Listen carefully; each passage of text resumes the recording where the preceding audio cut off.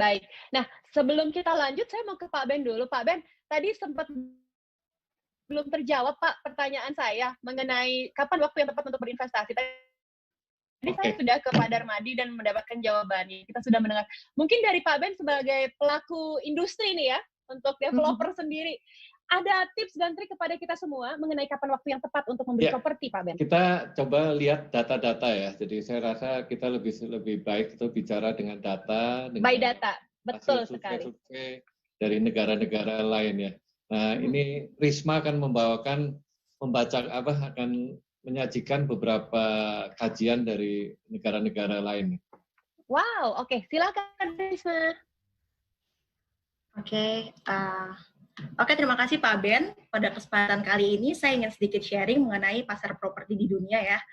Jadi seperti kita ketahui bersama, jika saat ini seluruh dunia sedang mengalami pandemi COVID-19 yang tentunya berimpact terhadap ekonomi dan juga pasar properti.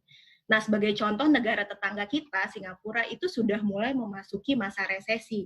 Karena pada kuartal 2 kemarin, GDP-nya itu terkontraksi turun 41,2%. Nah, yang menjadi pertanyaan, apakah resesi akan selalu berdampak buruk terhadap properti?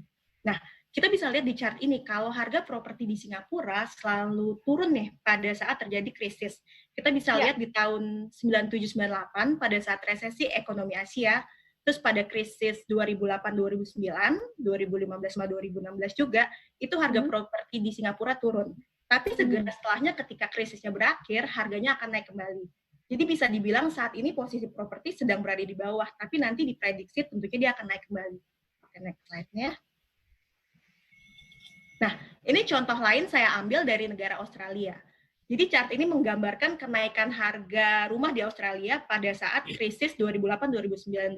Jadi 2 tahun kemudian, yaitu tahun 2010, itu harganya naik sangat signifikan. Bahkan kalau kita lihat di Darwin, setelah krisis, harganya itu naik sampai dengan 32%. Jadi masyarakat yang membeli properti di tahun 2008 di Australia saat itu tentunya mendapatkan gain-nya sangat cepat. Itu 2 tahun bisa sampai 32%. Next slide-nya. Nah, data ini saya ambil dari survei yang baru dirilis bulan Mei kemarin yang dibuat oleh Amarok, sebuah konsultan di India. Jadi respondennya sendiri adalah 55% adalah kaum milenial. Jadi sama kayak Bu Maria. Persis seperti Bu Maria sampaikan tadi ya. Iya, yang berumur antara 25 sampai 35 tahun. Yang mana 68% dari mereka itu rencananya membeli properti sebagai end user. Jadi bukan untuk investasi ya, untuk digunakan. Iya, benar. Nah, jadi pada survei ini para respondennya ditanya, investasi apa sih yang terbaik pada situasi pandemi seperti saat ini? Dan mayoritas respondennya atau sekitar 48% menjawab properti adalah investasi yang terbaik. Nah, selanjutnya 25% menjawab saham, 18% itu emas, dan 9%-nya itu deposito. Oke, next slide-nya.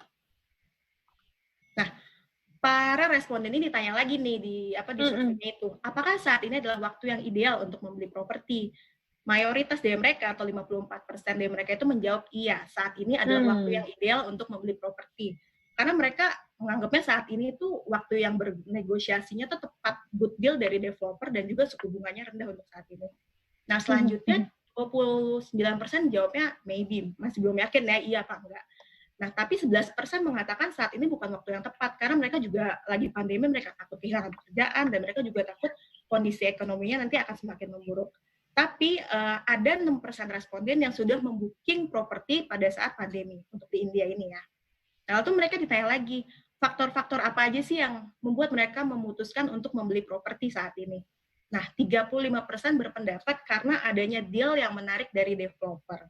28% berpendapat karena pinjaman KPR yang lebih murah, lalu 16% karena return of investment-nya, dan yang terakhir jawabnya lain-lain. Jadi beragam banget ya jawabannya. Oke, next slide-nya lagi, yang terakhir. Slide ini adalah, kita bisa lihat kondisi penjualan rumah di US ya.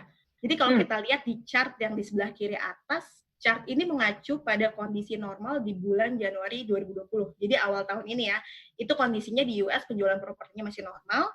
Kita bisa lihat pada bulan Februari sampai April, itu penjualannya terus merosot karena adanya pandemi ini. Tapi kalau kita lihat di bulan Mei sampai dengan saat ini penjualannya cenderung naik dan sudah mulai mendekati kondisi normal di bulan Januari. Nah, untuk chart yang di sebelah kanan bawah itu untuk di negara Cina sendiri.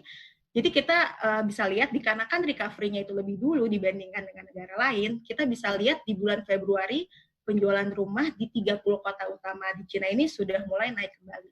Mungkin cukup sedikit sharing dari saya kembalikan. Oke. Thank you.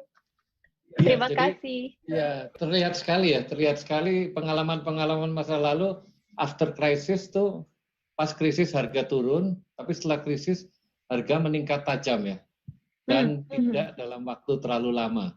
Nah, kalau pada saat COVID ini kita lihat tuh di beberapa negara ternyata, terutama tadi di India, terus kemudian di Amerika, kemudian di China, itu menyatakan bahwa sekarang adalah saat yang tepat untuk membeli properti. Nah, menurut saya pribadi juga sebenarnya betul ya, karena memang saat ini penawaran dari developer juga sedang menarik sekali. Bukan hanya dari developer, dari perbankan pun juga bunganya sangat menarik sekali. Jadi harusnya memang sekarang lah saat yang tepat untuk membeli properti.